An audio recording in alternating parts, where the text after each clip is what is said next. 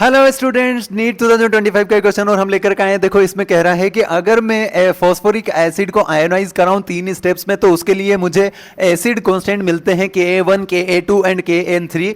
और वो हमसे कह रहा है कि K होगा जो ओवरऑल रिएक्शन के लिए K लिखा जाएगा। तो आपको बताना है कि नीचे दिए हुए स्टेटमेंट्स में से कौन सा करेक्ट है। तो हम यहां स्टार्ट करते हैं कहां से, पहले तो H3PO4 यानी ये जो फॉर्मूला होता है बेटा ये होता है किसका, फास्फोरिक एसिड का। अब मैं आपसे कहता हूं कि पहले तो इसके स्ट्रक्चर ड्रॉ करो ताकि ज्यादा आप अच्छे से समझ पाओ। देखो फास्फोरस पर 4 ऑक्सीजन है और 3 हाइड्रोजन है, तो वो कुछ इस टाइप से बॉन्डिंग करते हैं और आपको पता है कि यहां से ये 3 हाइड्रोजन रिमूव हो सकते हैं, लेकिन स्टेप बाय स्टेप वो रिमूव होंगे। तो पहले स्टेप में मैं कहूं तो एक हाइड्रोजन अलग होगा, यानी यहां आएगा क्या, H2PO4 1 अगर मैं दूसरी स्टेप में एक हाइड्रोजन और रिमूव करूं तो आएगा क्या, H प्लस, और प्लस में देखो पहले से ही 2 हाइड्रोजन बचे हुए थे, अब एक और कम हो गया होगा, लेकिन जैसे एक हाइड्रोजन कम हुआ तो एक माइनस आ गया होगा, तो अब आप यहां लिखेंगे 2 और अब आप कहते हैं कि इसमें से एक हाइड्रोजन और रिमूव करा दो, तो अब मेरे पास बचेगा H प्लस और इधर बचेगा क्या, PO4 3 अब आप कहते हैं कि इसके लिए Ka1 है तो इसके लिए Ka2 आएगा और इसके लिए Ka3 आ जाएगा।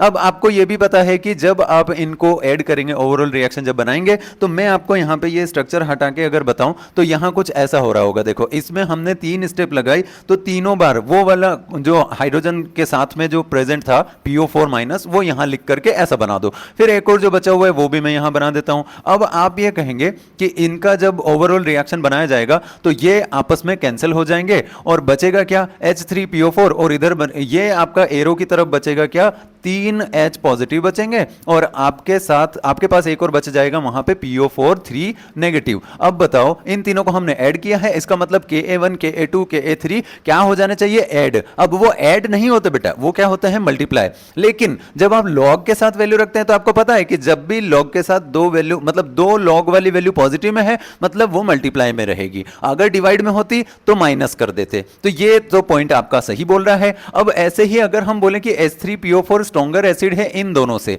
तो ये बात बेटा बिल्कुल सही है और इसके लिए आपको कोई अलग से फॉर्मूला नहीं लगाना। आप सीधा सीधा ये बात करो कि जब हम एक किसी एसिड से बेस बनाते हैं, बेस मतलब ये जो -4 दिख रहा है ना आपको, ये वाला एक तरह का कॉन्जुगेट बेस है और इस कॉन्जुगेट बेस का मतलब ये होता है कि ये H प्लस गेन कर सकता है। तो जब आप ये बात करेंगे कि मैं लास्ट में पहुंचता हूं PO4 3 तक, तो इसमें मेरे पास जो रेजोनेंस स्ट्रक्चर बनेगी ना वो बहुत ज्यादा रेजोनेंस स्ट्रक्चर्स बनेगी और इसकी वजह से इसकी स्टेबिलिटी बहुत ज्यादा होगी। अगर कॉन्जुगेट बेस स्टेबल ज्यादा होता है तो उसका जो एसिड है वो वीक एसिड होता है। तो आप देखो कि ये वीक बेस है, इसका मतलब इसका जो एसिड है वो स्ट्रॉन्ग एसिड है। दूसरा पॉइंट भी करेक्ट है। तीसरे पॉइंट की हम बात करेंगे तो वो कह रहा है कि Ka1 मोर एसिडिक।